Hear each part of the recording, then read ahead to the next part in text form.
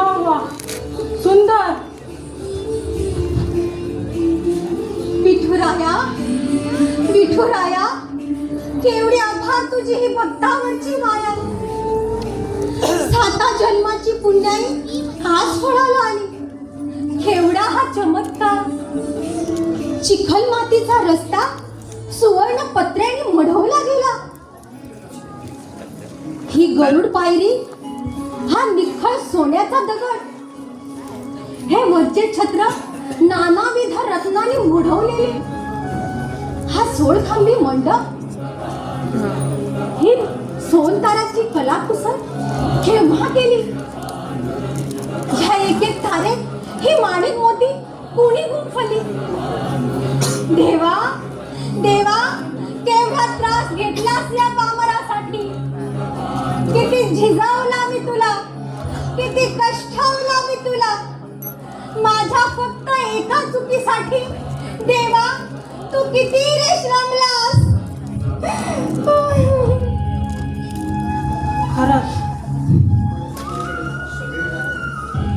कुबेरा नाही लाजवणारे हे विठ्ठलाचे वैभव. नारोबड जे बोलले ते तंतोतंत खरे आहे.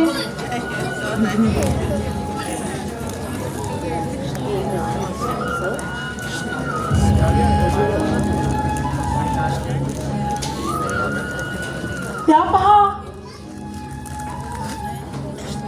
त्या पहा, त्या पहा, अप्सरा नाचता आहे, गंधर्व गात आहे. ते पहा, सारे देव विठोबाच्या दर्शनात तिष्ठत उभे आहे. मग माझी राजाई,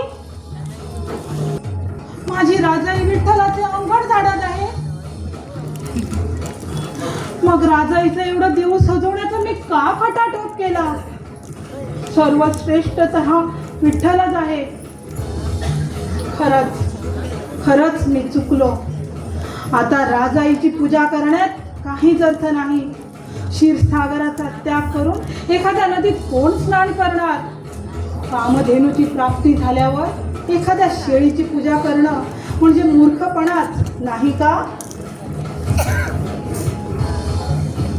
महाराज, हीच माझी विठू माऊली आणि हेच तिचं वैभव.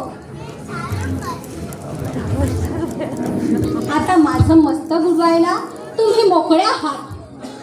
नारोबड, मला क्षमा करा.